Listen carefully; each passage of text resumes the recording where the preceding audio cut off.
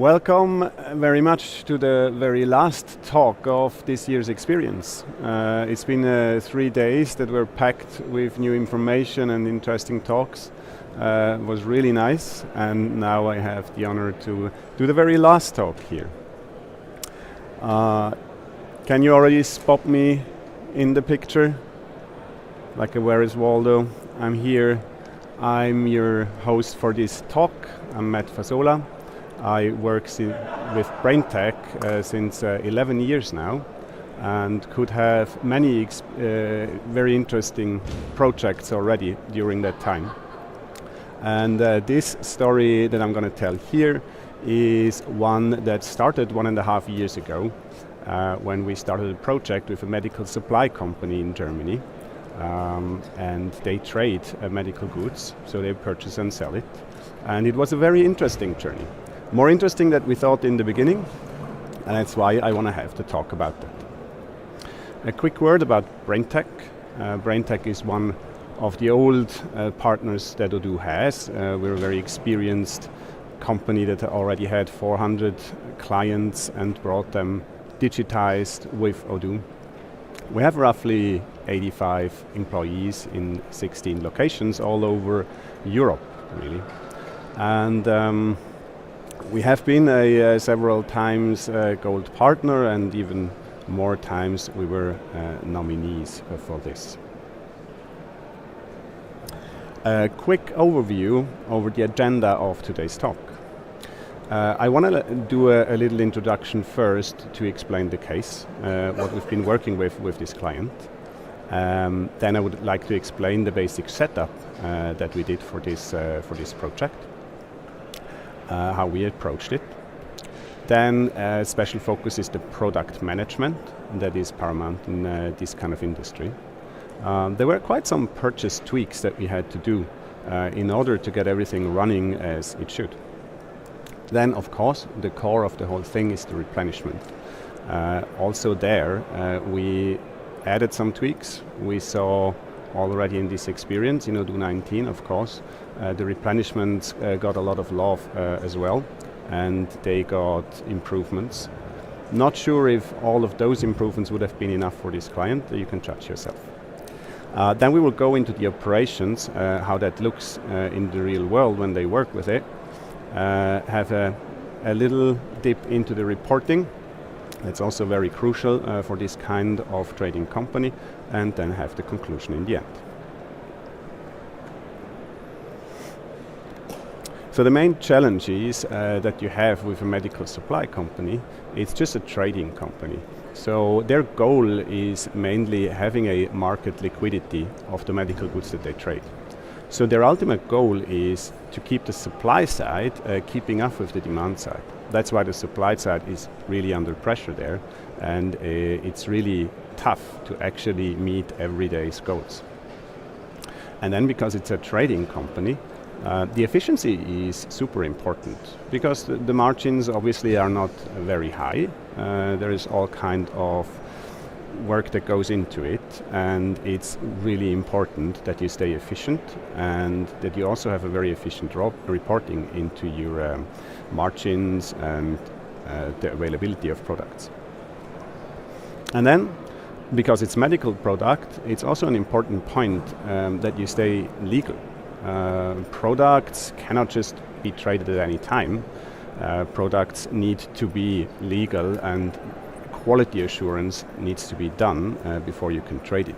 And this actually does have an impact on how you work with Odoo to do this. Let's go first to products. I will go into some details that we have.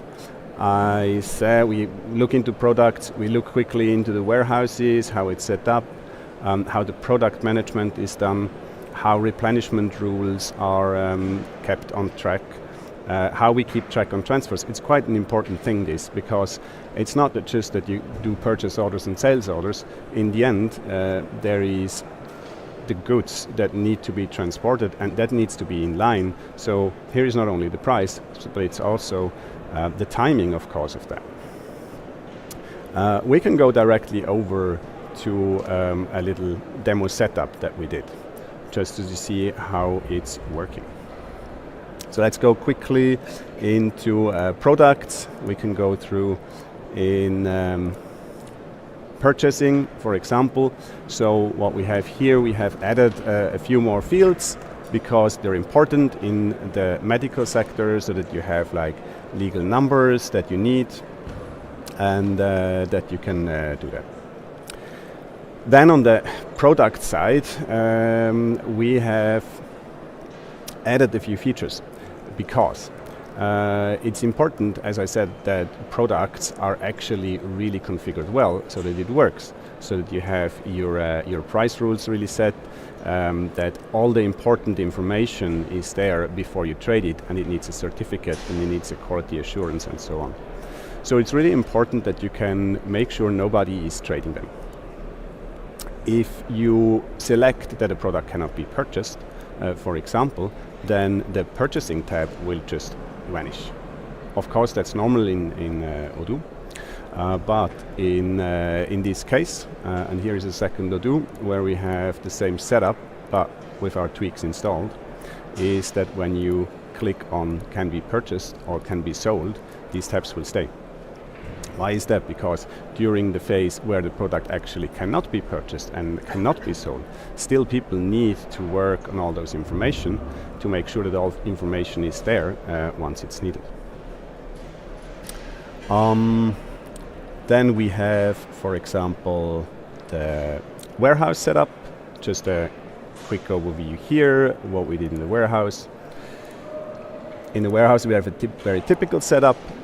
We've got a two-step in, two-step out configuration because we need quality checks, of course, and we have a packaging step in there, all so far normal. We do have some extra locations for like quality or for like blocked goods or anything like that.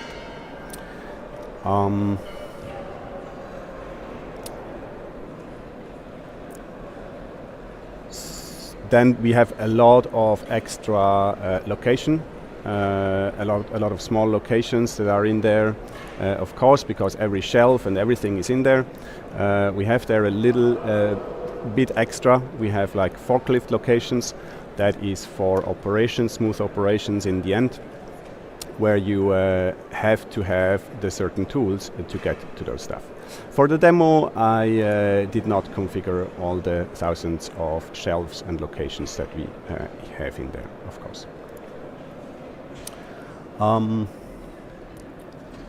Good. Then one thing in if you want to sell products and they must not be sold, of course, you know that in a product, if you do not want to sell it, then you can set on the product. Of course, in our case, you can say it cannot be purchased, so it cannot be purchased.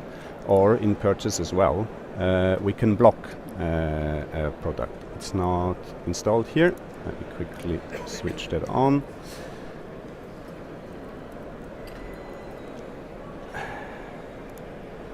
This one. And then warnings on products as well, and warnings on sales. Well, actually we don't need that. So let's go back to the product.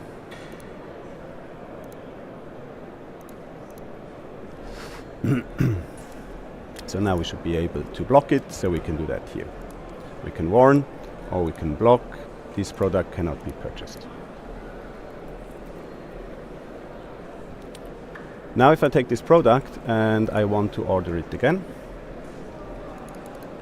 let me get the product, let me do it in another tab, purchase, new one, then of course I get a warning. This doesn't happen if I just go to an existing purchase order and I just duplicate it. If I go to this one, I duplicate it, I don't get any blocking warning or anything. And I can confirm that order and I can order that, and that's not really good. So for that, we added these warnings on the purchase order itself, so that we can see that we have a block or a warning on a product and it shouldn't be purchased or it must not be purchased. The same actually happens with replenishment rules. If you order a product by replenishment rules, you will never see that warning. That is only showing up in the case where you manually order it or manually add it to a purchase order, which is almost never the case. Of course, we also added that for the validation. So that if you have a product on the purchase order that can't be purchased, then it also cannot be confirmed, which is in normal Odoo. If I go to an order there, let's do the same thing here. Let's quickly configure the warnings. Warnings, warnings, warnings.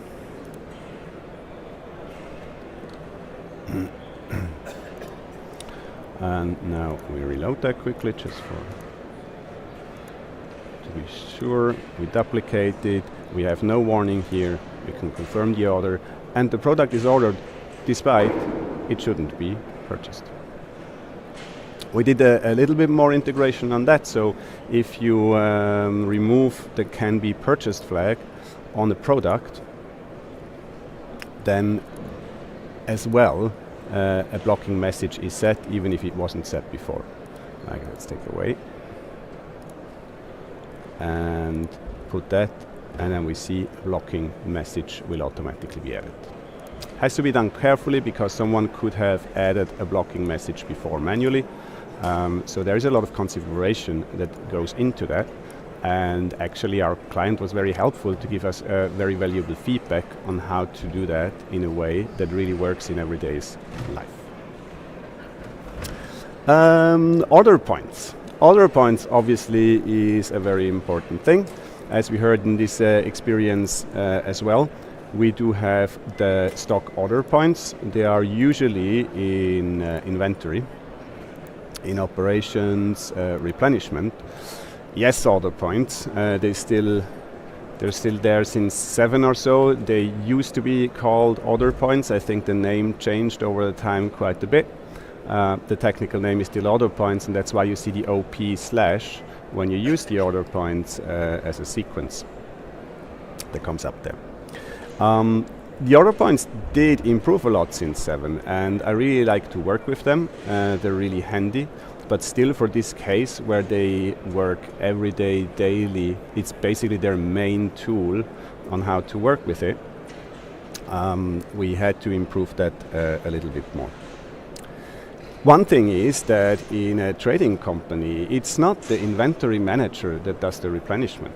It's the purchasing team that does the replenishment. But the inventory manager does not want the purchasing team to actually go into inventory and do some replenishment there or do something else in the inventory. So they'd rather have that the purchasing team does not really have access to the inventory. So what we did there is obviously, and very easily, we just made replenishment available for the purchasing team. That obviously includes the menu and also includes the necessary access right and a few smaller tips to do that. One point about the order points or replenishments in general, if you use them, we use them obviously in many other projects, and in most projects the normal standard version, garden variety of the order points is quite okay.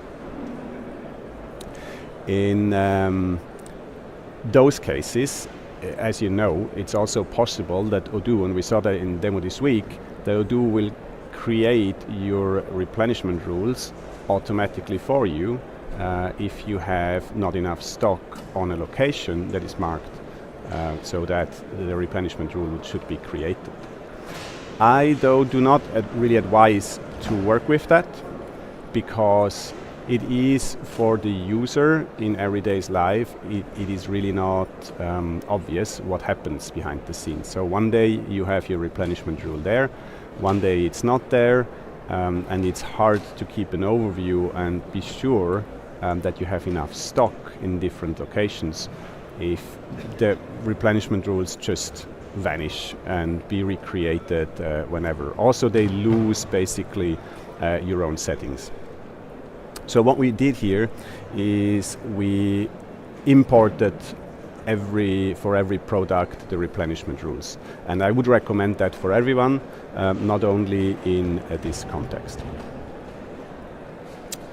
Okay. Now let's look at a few more small things that we did for this client to work easier with the replenishment rules and with the products in general. One thing what we did is for purchase orders, if we go to a product, on a product, as you know, we can have packagings, which are actually very helpful and used a lot in trading. So you have trading units, you sometimes have units for whole pallets and stuff like that. And if you want to order a product, then you should use them. And what we did is that we actually, if we manually would create a purchase order, that it automatically would set the top packaging option that you have on the product in every line in the purchasing, in order to ensure that you have that. Otherwise, you would have to click in every product, always into the packaging field. It should be standard, and that's what we did here. And what we did is, so here you don't see the purchasing, the packaging, and that's what we added in our version of the replenishment rule here. Let's go to a random product. Let's make sure it has different packaging units. It does have that. And here we have on the packaging, we can actually select the packaging here. And so our replenishment rule is now configured to use the packaging and also use that as a multiple.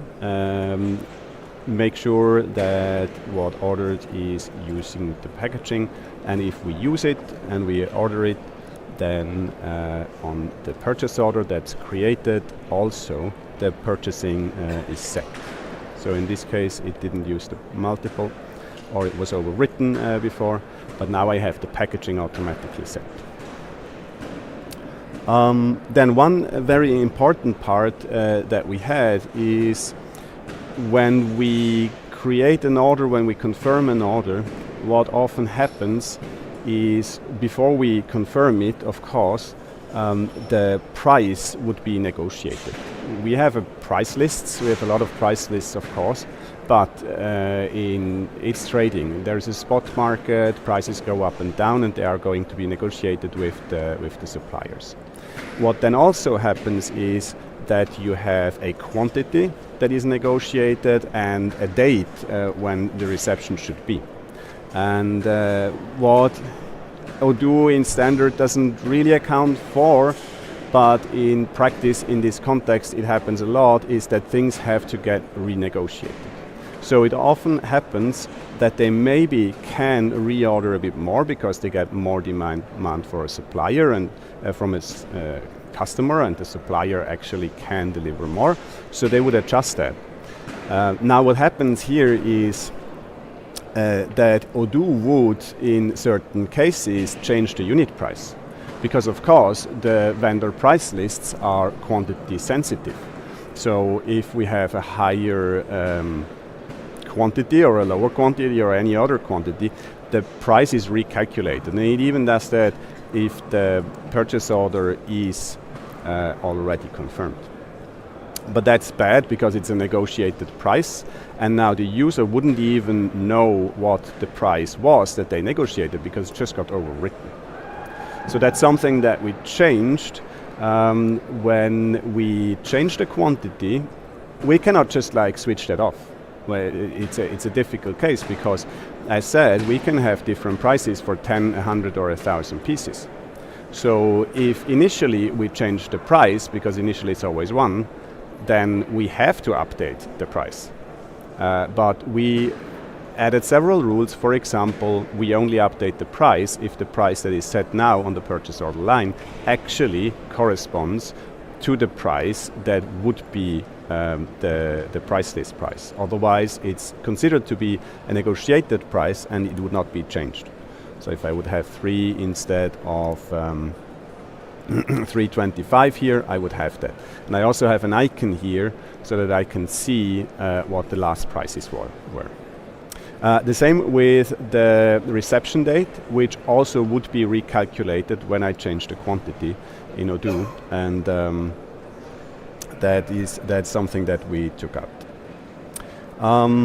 Then there was a whole thing with the replenishment rules themselves. We used the replenishment rules a lot. We added a lot more small things, like we have the purchase agreements that can be shown directly on the list, and it's not only the purchase agreement, but it's also the residual quantity that I still have on that purchase agreement, and I can select it so that this is automatically selected for that. We found a few other things which were very interesting. For example, if you change the quantity that is ordered on a product, I did it here just before, then the incoming reception and also in the warehouse, of course, the internal transfer would be updated, because not only do I need to receive the products, but I also have to store it in the warehouse. And that actually works very well if we create a purchase order manually, and the numbers here would be updated and reflect the demand also on the internal transfer. But on the internal transfer, it doesn't get updated if you do the same purchase order as before, but you do it from a replenishment rule.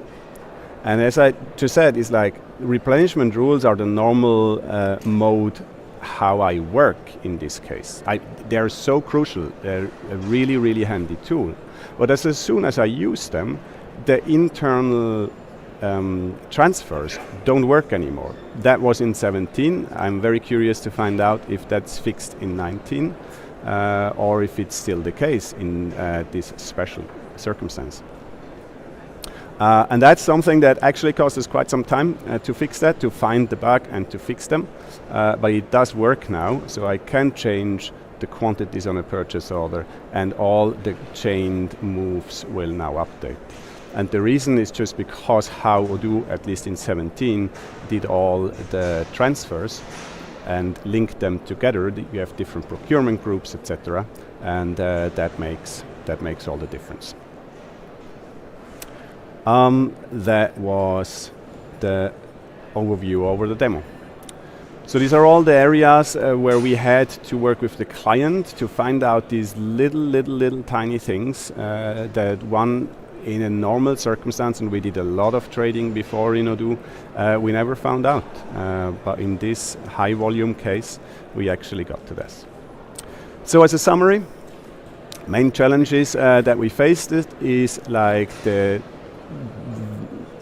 way that they use their purchase order and their sales order with changing prices, changing quantities, etc. And we had to make sure that everything is kept in line and the purchase staff really knows what's going on. Then we had to make sure that the quantities on the transfers, as I just explained last, were actually kept also for the internal transfers, because otherwise the inventory staff would be very, very confused. Then we have the receipt dates that were very hard to manage. We facilitated that so that you can do it on the purchase order lines directly, and we keep the negotiated prices. There's the Q&A. We only have 1 minute, but also there are not too many people here. If there is a question, I would almost be surprised, but I would obviously answer it quickly, probably only one left. And otherwise, thanks a lot for your attention at that very late stage in the Odoo experience. I'm looking forward to the next one already. Thank you.